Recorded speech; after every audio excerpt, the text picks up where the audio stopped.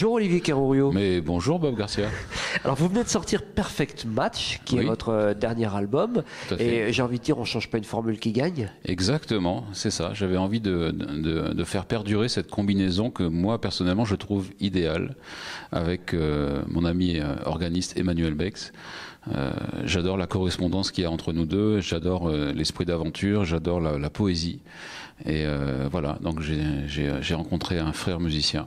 Perfect Match, ça veut dire quoi d'ailleurs? C'est en anglais, ça veut dire le mariage idéal, la combinaison idéale, le mariage parfait. Ouais, c'est ça, effectivement. Voilà. Est-ce que vous pouvez nous rappeler en deux mots comment vous l'avez rencontré, Emmanuel Bex d'ailleurs? Eh bien, je l'ai rencontré en arrivant à Paris il y a déjà une vingtaine d'années.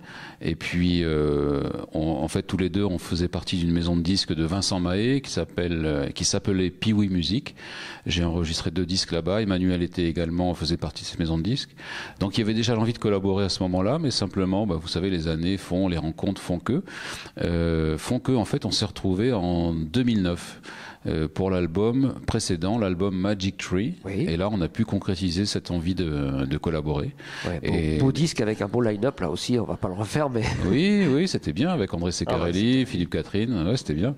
Et donc, j'ai eu envie, avec Perfect Match, de continuer l'expérience avec Emmanuel. Avec une équipe un petit peu différente, justement. Il y a plus André Ceccarelli, il y a plus Philippe Catherine, mais alors 2 autres qui sont... Oui, alors en fait, il se trouve que depuis une dizaine d'années maintenant, je joue beaucoup avec le batteur Mathieu Chazarinck. C'est un excellent batteur d'une génération plus jeune que celle de Dédé, mais c'est un excellent musicien qui s'est intéressé beaucoup aussi aux musiques de la Réunion.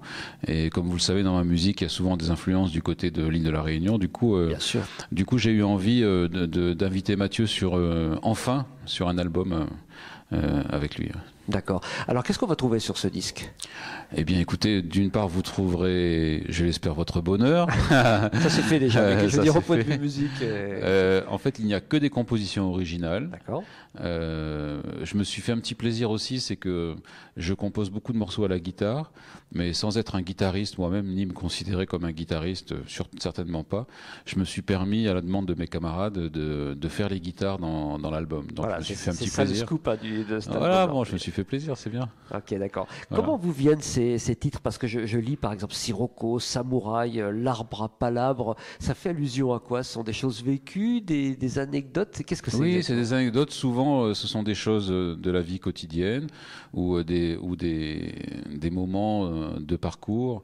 Par exemple, Sirocco, c'est venu en fait c'est une composition qu'on m'a offerte. On m'avait offert un morceau. Gilda Boclet, le contrebassiste, avec qui j'ai beaucoup travaillé, que j'aime beaucoup, m'avait offert un morceau qu'il avait appelé Mister Oko. Et donc dans la foulée, j'ai composé un morceau et je me suis dit qu'il fallait que je surenchérisse, et donc je suis allé sur Sir Oko, qui est devenu Sirocco. Voilà. Non, c'est vraiment c'est juste un gag, hein, voilà. Et vos influences musicales? Oh là, elles sont nombreuses. Je pense avant tout la musique de la Réunion, puisque moi j'ai passé toute mon enfance là-bas. Donc j'ai été bercé par le Sega et un peu plus tard par le Maloya, avec tous les rythmes ternaires de la Réunion. Je pense que ça, c'est quelque chose que, sans le savoir, j'ai digéré et que j'ai dans l'oreille. Donc ça fait partie de mon jeu, si vous voulez, l'aspect rythmique des choses, c'est très important pour moi. Ça, c'est une influence majeure. Ensuite, si on s'intéresse à l'instrument lui-même, l'harmonica, eh bien, mes premières influences sont mon père, qui joue de l'harmonica chromatique.